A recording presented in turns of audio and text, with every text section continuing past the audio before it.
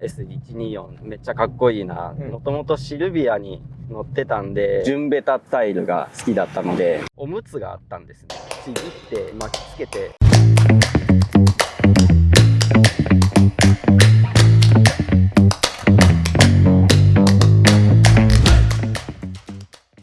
ボーイズ&ウィルズ TV のお時間です。ご案内は司です。そしてゲストはこちらの方。名前は三宮です。年齢は29歳です。お住まいは川崎に住んでます。家族構成は奥さんと3歳の子供が1人、はい、あとは犬が3匹います。すごい大家族でございます。お仕事は整備士をしてます。車の整備士さん。はい。そしてこちら車何でしょうか。メルセデス・ベンツの S124 になります、ミディアムクラスと言われてた頃のベンツですね。年式は1991年のモデルです。今回は三宮さんとメルセデス・ベンツミディアムクラス S124 のワゴンですね。こちらでお届けします。お楽しみに。三宮さん、愛車遍歴を教えてください。日産の S13 シルビアを購入した後に、ダイハツのオプティを買いました。それから今の S124 になります。なんでこのベンツにしたんでしょうか。もともと会社は全く興味なかったんですけど、そうですね。高速走っててローダウンした S124 を見てかっこいいなと思って興味を持って探し始めました。どういうふうに買ったんでしょうか。 SNS でベンツを探してるっていうのをツイートして、そしたら車を売りたいっていう方がいるっていうのを紹介していただいて購入につながった感じです。いつご購入されたんですか。2021年の年末ぐらいに購入しました。購入して2年ぐらいということで。はい、そうですね。三宮さん、この車特徴教えてください。中も外も全部緑色で、すごく気に入っていて、いい色ですよね。はい、あと特徴的なのは、柳瀬のコーナーポール、通常だとメッキのものになってるんですけど、柳瀬のやつはここに電球が入っていて、青っぽく夜になるといい感じに光るのが特徴的かなと。あとエアサスに改造されているところになりますね。この車は自分で前のオーナーさんがつけていて、その時からこういうスタイルな感じではあったんですけど、そこから自分でホイール変えたり、ちっちゃい部分をいじったり、あとはもっと車高を下げたかったので、エアサスとか足回りを改造して、今の車高になったりとかしてます。他に何かありますか。純正の15インチのホイールキャップを17インチのホイールにセットするっていう改造をしていて、リバレル風な純正のスタイルを崩さないようにカスタムしてるとこかなと。リバレルとは2ピースとか3ピースのホイールの場合にリムの部分だけをワイドにっていう改造方法があるんですけど、このホイールの場合だと15インチのホイールキャップを17インチのホイールにセットして純正の見た目のままインチアップするような感じになります。なるほどですね。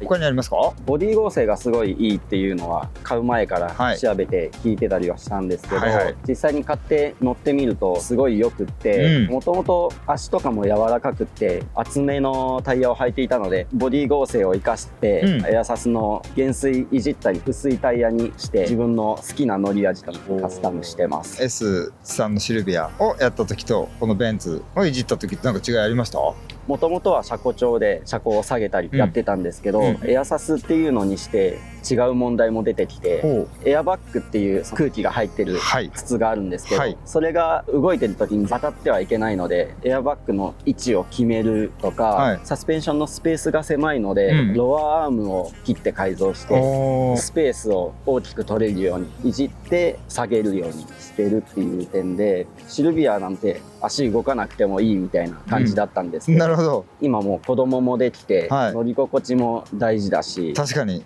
かっこよさも大事。じゃあめちゃくちゃ改造してこの車高で乗ってる時も快適っていう。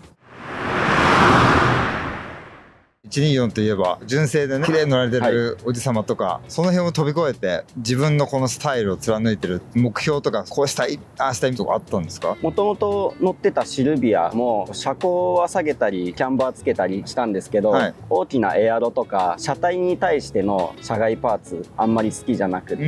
俗に言う純ベタっていうスタイルが好きだったので、このS124 に関してもホイールキャップも純正のものを使ってますし、純正の見た目のスタイルで自分なりにかっこよくできるようにカスタムしてるっていうところですかね。高速道路で見た S124 の純ベタだったんですか、その車は。多分ダウンサスぐらいだと思うんですけど、この年式って薄めのボディスタイルで、ローダウンぐらいでも走ってると低く見えてかっこいいなと思って、これも走る時は車高は上げるんですけど、純正の車高よりは半分ぐらいは落ちてるかなっていう感じで、はい、走る時はダウンサスぐらいのスタイルで、上げても変に見えないような車高で走れる感じにやってます。早速じゃあ試乗に行ってまいります。乗り込みました。そしてこちらの車高ではまだ運転できない。上げて走り出します。お願いします。はい。お、これで上がりました。はい、もう走れます。おー、気持ちがいい。ショックで結構固めの設定にはしちゃってるんですけど、バネ自体は柔らかいと思うんで乗り心地は結構いいですね。奥様とお子様も乗せるぐらいですもんね。ガチガチだったらね。そうですね。クレーム案件になっちゃいますよね。でこのシートが本当大好きで、いいですよね。気持ちいいですよね。硬すぎず柔らかすぎず、このシートって結構へたりがなんか少ない気がするんですよね。そうですね。大阪とか出かけたりとかするんですけど、そうなんですか。ずーっと運転してても全然疲れなくて、結構いいです。初めて買って乗った時はこの乗り心地じゃなかったってことですか？そうですね。足回り自体は全く同じ状態ではあるんですけど、ショックの減衰の調整をいじったりとか、あとはもともと15インチで75か80ぐらいの扁平のタイヤだったんですけど、それを今このホイールにしてタイヤも薄くして今の乗り味になったっていう感じですね。乗り心地は正直買った時の状態の方が柔らかくて良かったとは思うんですけど、もっとこうガチッとハンドルも切った反応とかステアリングのレスポンスも良くしたくってタイヤ薄くして減衰いじって、そしたらもうこの車の硬さもあってすごい好みな感じになりましたね。自分のセッティングにできたという。そうですね。これは 2.3 リッターの直4でしたっけ？直4の SOHC 2速発進なんで、基本的には234っていう感じの変速になります。1速発進もこのセカンドっていうところに入れれば12っていう感じの発進にはなります。どんな風に使われてますか？子供の保育園の送り迎えと、奥さんの職場が僕の職場と近いので送り届けて会社に行ってっていう感じなので、毎日乗ってます。乗った時の走行距離は28万キロぐらい、今30万超えました。どうですか、調子は？めちゃくちゃいいですね。前のオーナーさんが修理してくれてたりしたので、自分でやる部分はお金をかけずに直していって修理はしやすいので、そういうところも古い車のいいとこかなと思います。シルビアと違いありますやっぱり？シルビアの方はボディ剛性がなくて足回りでガチガチにしてボディをしばきながら乗ってたんですけど、それから比べるとこのボディ剛性全然違う？全然違いますね。今の車と比べても遜色ない車だと思います。124は。なるほどね。はい、車好きになったきっかけを教えてください。物心ついた時から車は好きで、車の絵を描いたりミニカーで遊んだりしてたんですけど、流れでずっとそのまま来て専門学校に行って整備士の資格を取って車を自分でいじり始めて、そこからもう全部自分で車は触ってます。ご両親の影響とかもあったんでしょうか？お父さんやっぱり車は好きだったとは思うんですけど、そこまで影響はなくって、自分で好きなように車をやってました。早めから車関係で仕事を作ろうっていうのは決めてたんですか？車関係の仕事に就くかどうかは全く決めてなかったんですけど、整備士の資格を取るときに専門学校に行ってて、その時の流れでディーラーの方に就職したんですけど、ここから今の職場を紹介してもらって行ったっていう感じで。整備学校に行くきっかけは選択他にあったんですか？音楽とかも好きで、音楽関係の学校とかも行ってみたいなと思ったんですけど、整備士の資格を取れる専門学校の方が総合的に判断していいかなと思って整備の方に行ったっていう感じです。SNS でこう車を紹介してもらったじゃないですか。で初めてこう原車確認みたいな時とか覚えてます？ S124 めっちゃかっこいいなっていうツイートをして、それを見てくれた人が今ちょうど探してるんですよっていうのをメッセージもらって、じゃあ実際に車見てくださいっていうので、大黒で原車確認をさせてもらって、どうですか、印象。内装が緑色、めちゃくちゃ可愛いなと思って、エンジンがちっちゃかったのが心配だったんですけど、内装の可愛さには勝てなかったんで、その場で決めちゃいました。ちなみにどれぐらいするんですか？180で買いました。綺麗にしてもらってたのと、外も塗り直したりとか、エンジンの整備もしてくれたりとか、エアサスもつけたばっかりだったんで、それでこの金額はお買い得なんじゃないかなと思って。家族の反応はどうですか？もともとシルビアに乗ってたんで、奥さんは好きにすればみたいな感じで、特に何も言われず勝手に決めちゃいました。維持費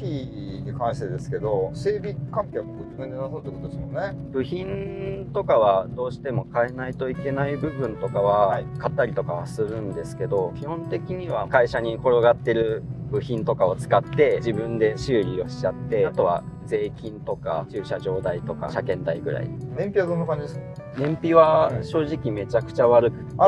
そんな踏んだりもしないですよね。そうですね、ただエンジンがちっちゃいんで、結構踏まないと加速をしないので、車体もまあまあ重いですもんね。はい、2.3 なんで、馬力がカタログで230馬力ぐらいだったと思うんですけど、重さは1530とかかな。3リッターのやつとかになるとエンジンも重いし、パワーシートだし100キロぐらい重くなっちゃうんですよ。それに比べたらこの大きさでは軽い方だと思います。結構踏めばバーンって加速してくれるんで、6発のこうもっさりとして車体も重いっていうよりは結構好みかもしれないです。仕事でいろんな車見てらっしゃると思うんですけど、他に気になる車とかあります？シルビアの13にしか興味がなかったんで、これが初めて違う車で興味が出た車なんですよ。これを買ってからワゴン車が好きになって、日産だとステージアとか、ベンツの E とか C クラスとかのワゴンもかっこいいなとか、RS6 のワゴン車とかもすごい好きですね。じゃああれはめちゃくちゃかっこいい。なんで今はドイツ車とかの方が興味ありますね。なるほど。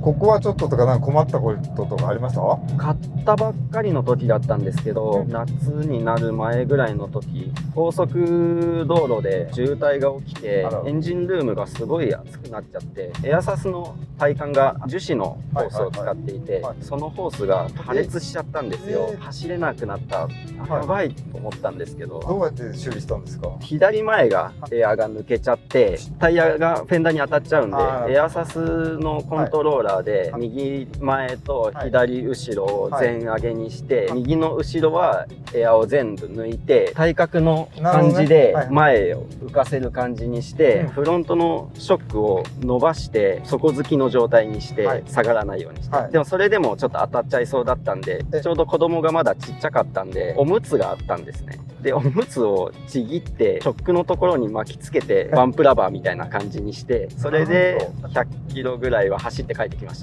た。おむつがすくったちょうど子供がいてよかったみたいな感じで。すごいですね。じゃあ今だったら子供さんもおむつしてないだろうから。してないので、ここはもう帰って速攻対策をしたので、去年の夏もノートラブルで1年走れたので、今はそこはないと思います。はい、乗ってまいりました。とっても乗り心地のいいスムーズな、さすが最前科無価のベンツって感じと、三宮さんのエッセンスがたっぷり入った決まった車でございました。ありがとうございました。一つ聞きたいんですけど、なんでベタベタに車高を下げたらいいんですか？やっぱ低い方がかっこいい、それしかないと思います。わかります。めちゃくちゃかっこいいもんだって。ということで、メルセデス・ベンツミディアムクラス S124、100点満点中何点でしょうか？僕にとってはもう100点です。伸びしろもまだあって、自分次第でどんどんかっこよくできると思うんで、これからいろいろやっていきたい。どんだけかっこよくなるか楽しみにしてます。最後に乗り続けますか？まだまだ乗り続けたいと思います。ということでございまして、今回は三宮さんとメルセデス・ベンツミディアムクラス S124 でございました。ボーイズ&ルイス TV また見てね。ありがとう。